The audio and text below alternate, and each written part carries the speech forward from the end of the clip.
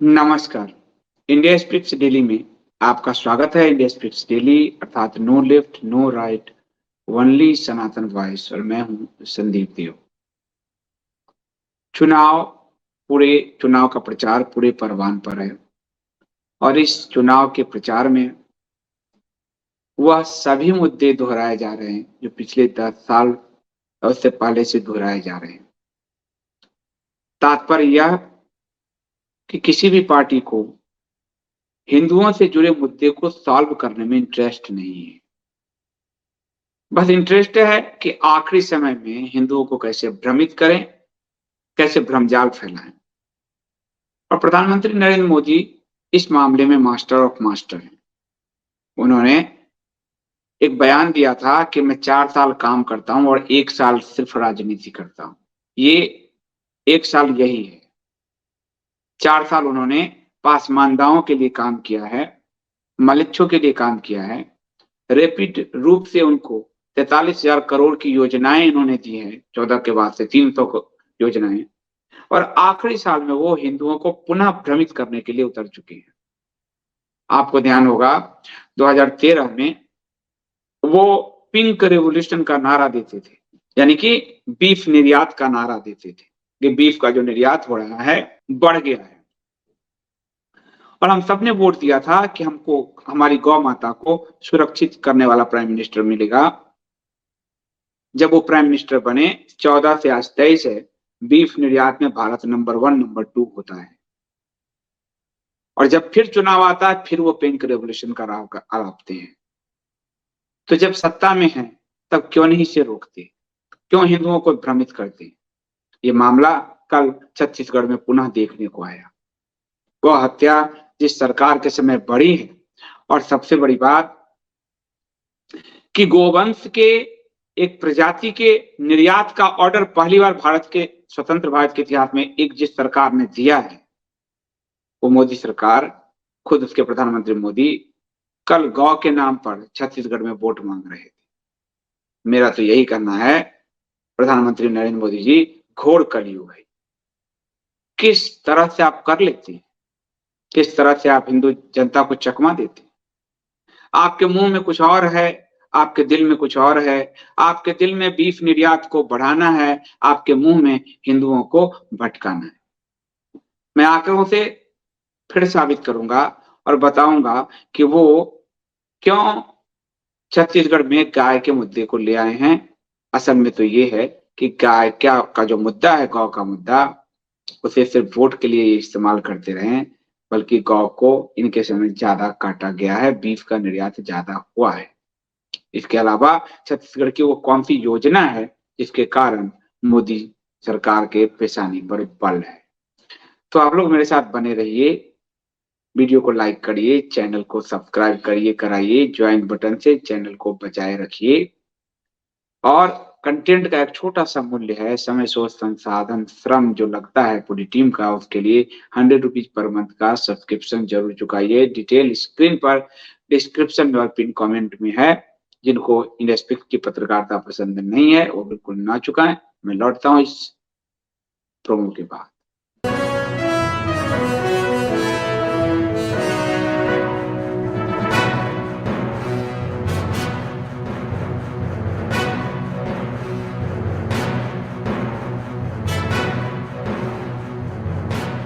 तो आइए सबसे पहले हम प्रधानमंत्री नरेंद्र मोदी जी का वो बयान देखें। और वो बयान है कि कांग्रेस के लोगों ने गौ माता के नाम पर भी खूब मलाई खाई है। इसी को लेकर छत्तीसगढ़ से जुड़ा एक बहुत बड़ा खुलासा है। ये प्रधानमंत्री मोदी का यानी कि आज 4 है, 2 दिन पहले का बयान है। सबसे पहले मोदी किस बयान को लेकर बात कर रहे हैं, वो उस बयान के बारे में मैं बता दूं कि किस योजना के लिए वो बात कर रहे हैं। पहले मैं वो बता देता हूं कि मोदी जी को एकाएक चुनाव के समय गाय कैसे याद आती है और चुनाव से पहले उनको गोरक्षक गुंडे दिखते हैं। अभी अभी हरियाणा में गोरक्षकों का जो नेटवर्क था उसको भारतीय जनता पार्टी ने ध्वस्त किया है। मोनू मानेसर को भारतीय जनता पार्टी की हरियाणा सरकार की हरियाणा पुलिस ने पकड़कर कांग्रेस के शासन वाले राजस्थान पुलिस को सौंपा है। उससे पहले गौरक्षक बिट्टू बजरंगी से इन्होंने हाथ झाड़े हैं।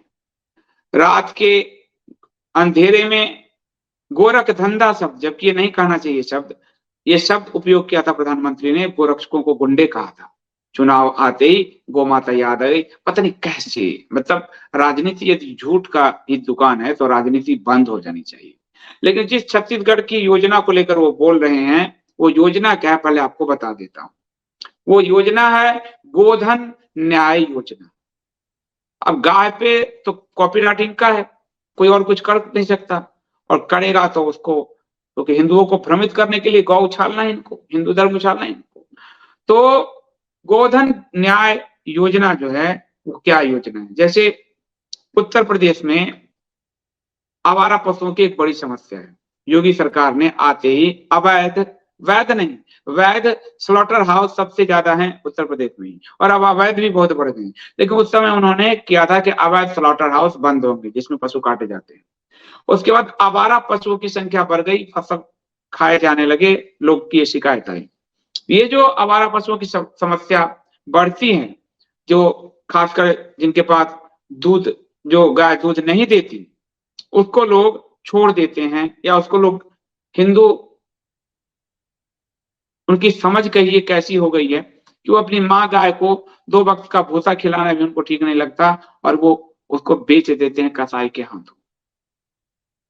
और ये कर्म के सिद्धांत भगवान कृष्ण चतुर्वर्णम माया सिस्टम जो उन्होंने कहा, गुण कर्म विभाग सा, ये कर्म का सिद्धांत है। कल आप भी बेचे जाएंगे, ये तय है, इस पर कुछ भी कोई नहीं कुछ कर सकता। कृष्ण जी का सिद्धांत भगवान का। तो ये जो था कि आवारा पशुओं को छोड़ा जा रहा था, पशुपालक उसको रख नहीं सकते, कृषि बहुत महंगी हो गई है, तो पशुपालक की हालत खराब, तो वो गाय बेच रहे हैं, तो गाय कटने जा रही है, या फिर वो खेत के खेत तबाह कर रही है। तो इसके लिए छत्तीसगढ़ सरकार ने, जो वहां की कांग्रेस की सरकार है भूपेश बघेल की, उसने एक योजना की शुरुआत की, और इसमें गोधन न्याय योजना जो बनाया, इसमें गोवंश की स्थिति बड़ी सुधर गई। ये कांग्रेस की सरकार कर रही है, बताइए, वोट भाजपा लेती है। यही कांग्रेस की सरकार जिसमें इंदिरा गांधी ने गोरक्षकों पे गोली चलवा दी थी, संतों पे, वो कांग्रेस की सरकार कर रही है। और भाजपा जो गोरक्षकों के नाम पे वोट लेती है, वो बीफ निर्यात में नंबर 1 हो रही है। तो राजनीति कैसे टर्न हो रहा है, देखिए राजनीति कैसे टर्न हो रहा है। तो भूपेश बघेल की सरकार ने गोवंश को सुधारने के लिए एक योजना लाया, गोधन न्याय योजना। इसमें छत्तीसगढ़ में गोबर खरीदने वाला और गोबर खरीदी को, जो गोबर है गायों के या पशुओं के, गाय के, बैल के, उसको गोबर को लाभ में बदलने वाला पहला राज्य वो बन गया। इसलिए मोदी जी बेचैन है। गोबर को बेचकर किसान पैसे कमा रहे हैं। तो इससे आवारा पशुओं को एक तो सड़क पर छोड़ना बंद हुआ, आवारा पशुओं के कारण खलिहान की बर्बादी बंद हुई, और जो हिंदू अपने नहीं दूध देने वाली गाय माता को, गोवंश को कसाई को बेचते थे, वो भी बंद हुआ, रुका काफी हद तक। तो ये छत्तीसगढ़ में गोबर को पैसे में कन्वर्ट किया वहां के मुख्यमंत्री ने, और ग्रामीण अर्थव्यवस्था को मजबूत करने का काम किया। ये पहली बार जो है पहला राज्य बना जो किसानों का गोबर खरीदने लगा जो है। और गोबर को लोग कचरे में फेंकते थे। हम लोगों के नाना दादा के समय में गोबर से खेती होती थी, अब तो जैविक और खेती एक बड़ी बात हो गई है। अब तो जहरीली खेती ज्यादा बढ़ गई है। तो राज्य के किसान, पशुपालक और पशुओं को इससे लाभ मिलने लगा, पशु कटने से बचने लगे, पशुपालक गोबर बेच के पैसा कमाने लगे, और राज्य में आवारा पशुओं के कारण जो फसल की बर्बादी होती थी वो रुक गया। तो ये काम हुआ। उसने क्या किया कि गोबर की खरीद का जिम्मा छत्तीसगढ़ राज्य नगरीय प्रशासन ने लिया, राज्य सरकार के, और सिर्फ गोबर नहीं, गोमूत्र भी खरीदना शुरू किया। जो आप देखिए भाजपा से कैसे छीने गए मोदी, और भाजपा क्या बीफ गाय कटवा रही है, वो भी देता हूं।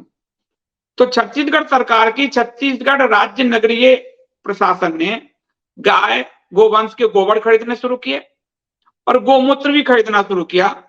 इससे गोवंश का जो अनादर हो रहा था वो बचा और किसानों को डायरेक्ट लाभ होने लगा। और ये योजना शुरू हुई थी 20 जुलाई 2020 को। प्रधानमंत्री जो बेचैन हो रहे हैं, ये पोस्टर फिर से प्रधानमंत्री का दिखा देगा, बेचैन हो रहे हैं और सबसे ज्यादा भ्रष्टाचार वाली सरकार इतिहास की बन गई है। वो कैसे गाय जो कटने से बच रही है उसकी भी पीड़ा है। कहीं यूरोप के दबाव में तो ये पीड़ा नहीं है इनको, जो हिंदुओं को भ्रमित करने आ गए कि छत्तीसगढ़ में गाय कटनी बंद हो गई, कम हो गई।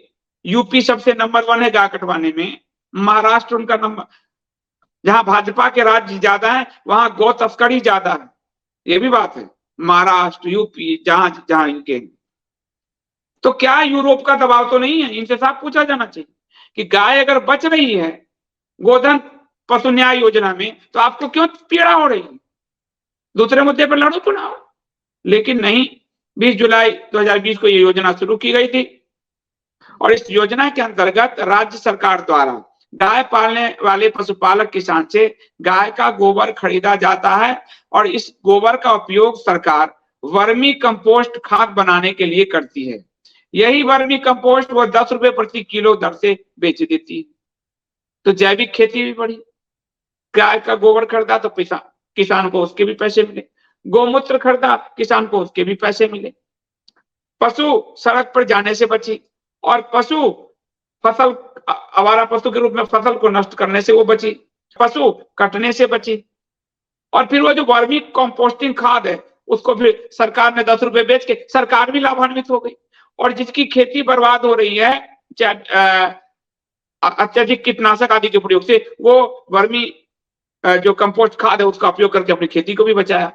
एक गाय, इसलिए गाय को अमृत कहा गया, माता कहा गया। वेद अवध्य बताते हैं गाय को, क्योंकि गाय दूध नहीं देती है तब भी उसका गोबर, गोमूत्र सब काम पंचगव्य गाय से बनते हैं। घी, दूध, दही, घी, दूध, दही, उसके बाद गोबर, गोमूत्र।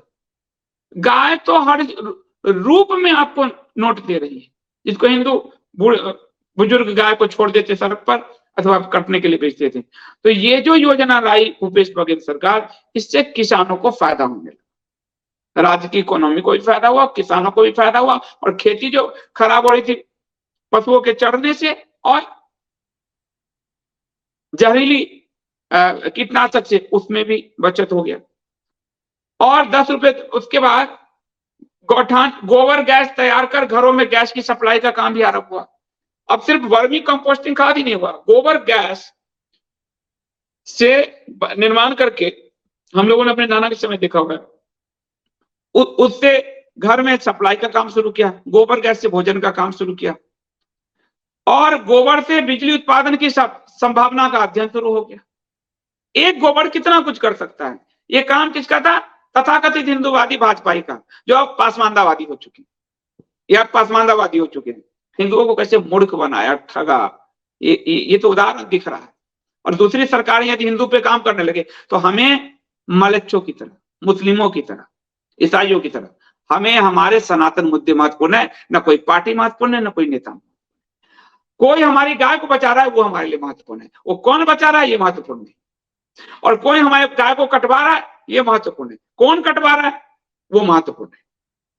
इसलिए हमारी गाय बच रही माता, तो वो योजना, उससे गोबर गैस की सप्लाई का काम भी शुरू हुआ, गोबर से बिजली की संभावनाओं पे भी अध्ययन शुरू हुआ। और ये जो गौठान को ग्रामीण औद्योगिक प्रतिष्ठान के रूप में विकसित किया जा रहा है, इस पूरे प्रकल्प को एक औद्योगिक रूप दिया जा रहा है छत्तीसगढ़ में, औद्योगिक रूप। अब देख लीजिए, और ग्रामीण अर्थव्यवस्था खड़ी हो गई। अब गांव में इसके लिए गौठान बनाए गए छत्तीसगढ़ में, गांव में गौठान, जिसको मोदी जी कह रहे हैं भ्रष्टाचार वो एक और इसके चक्कर में ये पैसे कमाते हैं, भ्रष्टाचार हुआ। 7.5 लाख करोड़ का भ्रष्टाचार तो आपके भारतमाला प्रोजेक्ट में कर चुके हो आपकी सरकार। गाय कटने से बच रही तो पीड़ा हो रही मोदी जी। यूरोप का दबाव है, अमेरिका का दबाव है कि अरब का दबाव है, किसका दबाव है कि गाय कटने की पीड़ा आपको आप पर झलक रही है। तो गांव में गौठान, जहां पर ये गोबर गैस बने, तो वर्मी कंपोस्टिंग खाद बने, तो हर गांव में ऐसे 10,000 गांव में गौठान बनाए गए, 10,000 गांव में।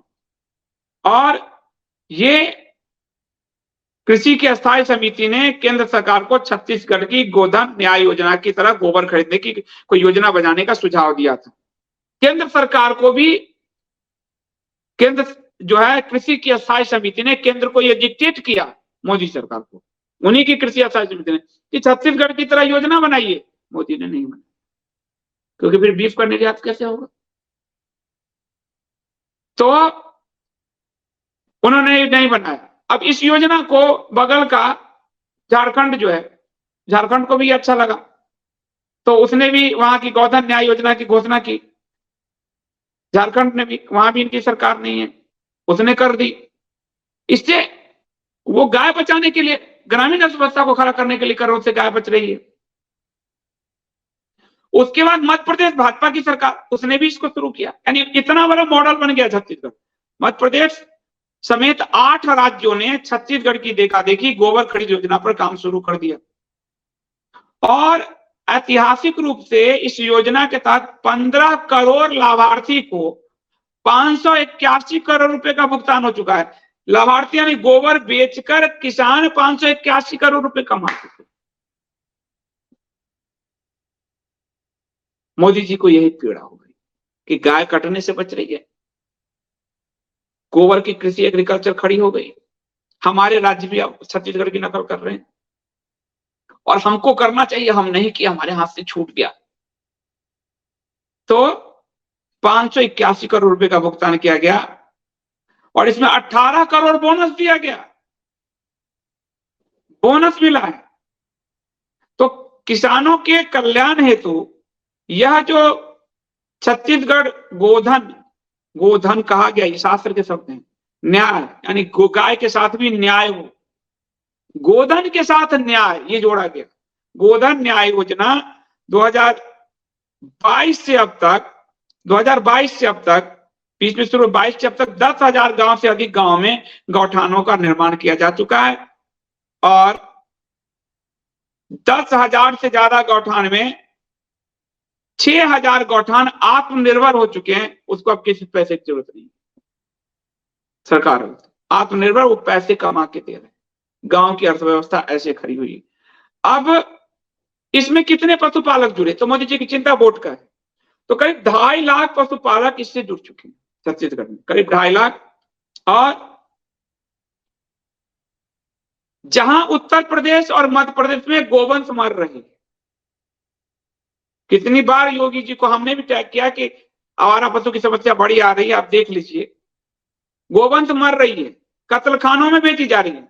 वहीं छत्तीसगढ़ में गौठान चारा उत्पादन, जो गौठान के कारण चारा उत्पादन मामले में वो आत्मनिर्भर होने जा रहा है छत्तीसगढ़। फिर 14,000 से अधिक महिला स्व सहायता समूह से जुड़ गया, तो महिलाओं की इकोनॉमी भी खड़ी हो गई। और गांव के करीब 2.5 लाख किसान और पशुपालक और 1.5 लाख से अधिक भूमिहीन परिवार ये लाभ पा रहे हैं। मोदी जी की पीड़ा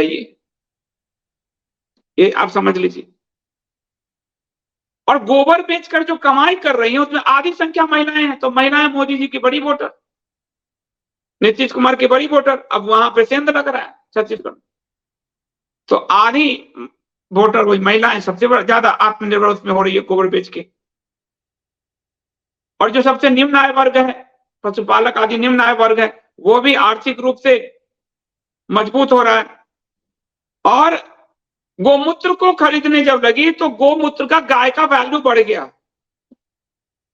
ये जो बाबा रामदेव गोमूत्र का फिनाइल बनाते थे, केंद्र नहीं बना सकती, गोमूत्र के कारण भी गाय का गोबर और गोमूत्र दोनों। तो लोग गाय को कटने के लिए बेचने की जगह गाय को पालने लगे कि ये तो पैसे रोज दे रही है, ये जो है। और पशुपालक से 4 रुपए प्रति लीटर गोमूत्र खरीदा जा रहा है, 4 रुपए प्रति लीटर।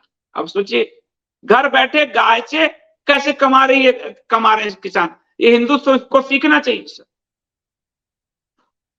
और भारत में पहली बार कोई सरकार गोमूत्र विक्रेता बन गई है, और ये बना छत्तीसगढ़ की सरकार। वो भी गोमूत्र बेच रही, वो 4 के, तो वो ज्यादा पैसे कमा के अपने सरकार के लिए ला रही, लेकिन वो 4 रुपए किसान को तो दे रही, फिनाइल आदि जो भी। तो किसान गाय तो हमारे कटने से बच रहे हैं, मोदी जी को पीड़ा है, चारा आपसे ले रहा है, दे रहा है, तो वो इतने में क्यों बेच रहा है, तुमने क्यों नहीं किया अभी तक? गाय कटने से बच रही है, हमारे लिए यही महत्वपूर्ण। और इसमें गोबर से जैविक खाद, गोबर से बिजली, गौमूत्र से जैविक कीटनाशक, गौमूत्र से जैविक कीटनाशक बनाया जा रहा है, गोबर से गैस, तो ये सब। और उसको सरकार क्या करती है, गौठान समिति और महिला समिति, इनको बेच देती है, इनसे गांव वाले लेते हैं, गांव में ही गौठान समिति बना दिया 10,000 गांव में, कहीं बाहर भी जाने की जरूरत नहीं, ये स्थिति बनी। और इसके सिर्फ यही नहीं हुआ, इसके लिए बाकायदा ये सिर्फ किया नहीं गया, इसके अध्ययन कराए गए, और ये अध्ययन कामधेनु विश्वविद्यालय और इंदिरा गांधी कृषि विश्वविद्यालय से पहले इसके अध्ययन कराए गए, पूरी प्लानिंग के साथ किया गया, अध्ययन कराए गए कि गौमूत्र और गोबर का क्या लाभ लिया जा सकता है, कैसे किसानों को फायदा पहुंचाया जाए और गौ वंश को मरने से बचाया जाए, और पूरे चरणबद्ध तरीके से इसको, और जैविक खेती बढ़ाई जाए, क्योंकि जहरीली खेती हो रही है। ये सब एक गाय हमारी क्या कर सकती है, जो शास्त्र में कहा गया, वो छत्तीसगढ़ ने करके दिखा दिया। ये जो छत्तीसगढ़ में करीब 99.84 लाख गोवंशीय पशु हैं, गोवंश की पशु बता रहा हूं, 99.84 लाख, और 11.75 लाख भैंस हैं। तो ऐसे में महिलाएं, भूमिहीन, पशुपालक, किसान, निम्न आय वर्ग, सबके लिए ये योजना लाभकारी हो गई। और दूध नहीं देने वाली जो गाय लावारिस छोड़ी जाती थी, उस प्रवृत्ति पर रोक लग गई। फसल को चढ़ने से फिर जो गाय चढ़ जाती थी फसल आवारा पशु के रूप में, वो बच गया, और गाय माता कटने से बच गई। और इस पूरे मामले में जो गोबर बेचने, गौमूत्र बेचने में 50% करीब करीब महिलाएं हैं, तो उनको भी आर्थिक संबल मिल रहा है।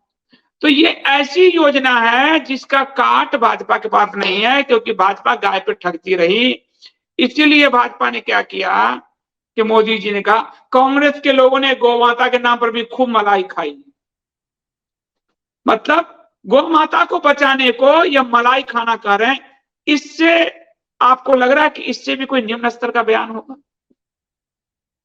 कोई भ्रष्टाचार करके भी गाय माता को बचा रहा है, और आप तो 7.5 लाख करोड़ भ्रष्टाचार आपका हो चुका भारतमाला प्रोजेक्ट में, 15 करोड़ के द्वारका एक्सप्रेस वे को 15 करोड़ प्रति किलोमीटर को 250 करोड़ प्रति किलोमीटर कर दिया। 3 नंबर पे आयुष्मान भारत योजना चला रहे थे, सिर्फ 3 नंबर पे 7.5 लाख लोगों को आयुष्मान योजना का फर्जीवाड़ा समझ खुला।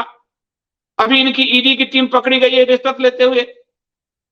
गाय बचने की पीड़ा हो रही है, और क्यों पीड़ा हो रही है, ये आपको कुछ आंकड़े मैंने दिए हैं, पर आपको देता हूं ये आंकड़े। ये पहली सरकार है इतिहास की जिसने गोवंश को के मांस को एक्सपोर्ट करने का कानून बनाया, 1 सितंबर से लागू किया। और ये गोवंश में एक मिथुन प्रजाति की, जो आपको बताया, वो गोवंश, और 1 सितंबर से मिथुन प्रजाति के गोवंश को, जो अरुणाचल प्रदेश नॉर्थ ईस्ट में ज्यादातर होता है, उसको food safety and standard authority of India, यानी भारत सरकार की food safety and standard authority of India ने फूड एनिमल घोषित कर दिया, यानी अब इसको खाओ। और इससे जो है आपको फूड एनिमल घोषित करते ही इसका कमर्शियल सेल हो जाएगा, और distribution outside the main product, और इसको बाद में निर्यात करना आसान होगा। यानी गोवंश के एक प्रजाति मिथुन के मांस का निर्यात करने का योजना भी, वो मांस निर्यात करने का योजना भाजपा ला रही है, गो बचाने की योजना कांग्रेस ला रही है। ये बड़े आश्चर्य की बात नहीं लग रही? फैक्ट फिगर बता रहा हूं आपको। तो पहला तो आप ये देख लीजिए कि गाय मांस का, उसके बाद एक आपको ये भास्कर का दिखेगा, मोदी सरकार बनते ही गोमांस निर्यात में अव्वल हो गया भारत, 7 वर्ष पहले की खबर है। लेकिन एग्जैक्ट जो आंकड़े हैं उस पे मैंने आपको खुद लेख लिख कर दिया है। और वो लेख है आपको मांस निर्यात और भारत क्या कहते हैं आंकड़े, और इस लेख को अभी तक 4,500 के करीब लोगों ने पढ़ा है। ये लेख रिपोर्ट आधारित है, state of the global Islamic economy report 2020-21, कि भारत दुनिया का दूसरा सबसे बड़ा हलाल मीट निर्यातक है। ये इस्लामिक देश कह रहे हैं, उनका ग्लोबल इकोनॉमी रिपोर्ट कर रहा है कि हलाल मीट, ये मोदी सरकार हलाल मीट और एकम सनातन भारत दल के घोषणा पत्र में हमने शामिल किया है हलाल इकोनॉमी टोटली बैन, और हम लक्ष्मी नॉमिक्स नाम से इकोनॉमिक लाएंगे। जैसे तुम हलाल के लिए सर्टिफिकेट लेते हो ना, हलाल बैन, हमारे हर व्यवसायी को ये लक्ष्मी नॉमिक्स का सर्टिफिकेट लेना होगा, और विदेश के जो माल ला रहे हो अरब वाले, उसको भी हमारा लक्ष्मी नॉमिक्स का सर्टिफिकेट लेना होगा। ये हम इस पे काम कर रहे हैं, आपको पूरा रूप बाद में आएगा, पार्टी अध्यक्ष घोषणा करेंगे। तो हलाल मीट में भारत दूसरा सबसे बड़ा निर्यातक देश। उसके बाद साल 2020-21 में 14.2 अरब डॉलर का हलाल मीट निर्यात किया था भारत ने। ये पसमानदाकरण में भारत का अरबीकरण, इस्लामिकरण कर रहे हैं। ये आपको आंकड़े देखिए, 2020-21 में भारत ने 14.2 अरब डॉलर का हलाल मीट निर्यात किया, और 21 में करीब 1,057-58 अरब रुपए का हलाल प्रोडक्ट। ऐसे पैसा लाया जा रहा, पिंक रेवोल्यूशन जो कहा था, वो खुद ही पिंक रेवोल्यूशन कर रहे हैं। तो भारत इस समय गौमांस के निर्यात में, एक्सपोर्ट में आगे है। और आपको एक और आंकड़ा हमारे लेख में दिखेगा कि गौमांस के एक्सपोर्ट में टॉप सिटी में बीजेपी की सरकार है। इसीलिए भाजपा को पीड़ा, मैं इसलिए नहीं बोला हूं कि आपको सिर्फ तुक्का मारा हूं। अरब अमेरिका के दबाव में ये जो गोवंश, गोधन को बचाने का काम छत्तीसगढ़ से पूरे देश में फैल रहा है, क्या इससे पीड़ा में मोदी जी? क्योंकि जहां से सबसे ज्यादा बीफ एक्सपोर्ट हो रहा है वो सारे सिटी भाजपा के शासन वाले राज्य में। जैसे मुंबई में मीट सबसे ज्यादा एक्सपोर्ट होता है, भाजपा शासित राज्य। न्यू दिल्ली, दिल्ली में केजरीवाल की सरकार है लेकिन पुलिस भाजपा के पास है। अलीगढ़ योगी जी की सरकार है, भाजपा। गाजियाबाद यूपी की सरकार है, योगी जी की भाजपा। आगरा और मेरठ यूपी की सरकार है। तो भारत में जो सबसे ज्यादा गोमांस या बीफ एक्सपोर्टर कहिए, बीफ एक्सपोर्टर है, वो भाजपा शासित राज्य के शहर हैं। तो क्या भाजपा 4 साल जो कहती है अरबियों के लिए काम करती है, पसमानदाओं के लिए, और अभी सिर्फ हमें आंख में धूल झोंकने के लिए गौ गौ करने आए हैं? क्योंकि आंकड़े बता रहे हैं कि सबसे बड़े बीफ एक्सपोर्टर स्टेट भाजपाई हैं, और गोवंश को बचाने की पहली योजना कांग्रेस की छत्तीसगढ़ सरकार लाई है। इसलिए मोदी जी अटैक कर रहे हैं। इसलिए मैं कह रहा हूं, मोदी जी, ये तो घोर कलयुग आ गया कि कांग्रेस गाय बचाने चली गई और आप बीफ निर्यात में नंबर 1 हो रहे हैं। आप पिंक रिवोल्यूशन का नारा देते थे, आप पिंक रिवोल्यूशन के चैंपियन हो रहे, और कांग्रेस इसको पिंक रिवोल्यूशन की शुरुआत कर रहे हो आप। 2006 से बीफ निर्यात में यहां से होने लगा तेजी से। 2020 में तो आपने उसको 20% तक बढ़ा दिया करीब करीब। तो आज वो उसका छत्तीसगढ़ मॉडल गांव-गांव प्रचलित हो रहा है। गाय बच रही है, जैविक खेती हो रही है, पशु बच रहे हैं, फसल बच रहा है, और वातावरण भी सही हो रहा है। और बीफ से वातावरण भी खराब होता है। तो मोदी जी, आपके चेहरे खुल गए। इसलिए मैं कह रहा हूं, मोदी जी, ये तो घोर कलयुग है। तो आज के लिए इतना ही। आज आप लोग प्रश्न उत्तर तो मैं नहीं ले पाऊंगा, मैं कहीं निकल रहा हूं। रात्रि में मैं लाइव भी आज नहीं कर पाऊंगा। विष्णु सहस्त्रनाम में एक दिन बीच करके करता हूं, तो देखता हूं लोग, कई लोग सुनते हैं, वरना वो सेव करके रख देते हैं, नहीं सुनते। तो फिर मैं कल करूंगा। तो मैं आप सबसे अनुमति चाहूंगा, मुझे अनुमति दीजिए। मिलता हूं मैं कल दोपहर 3 बजे। तब तक के लिए सबको जय श्री राम।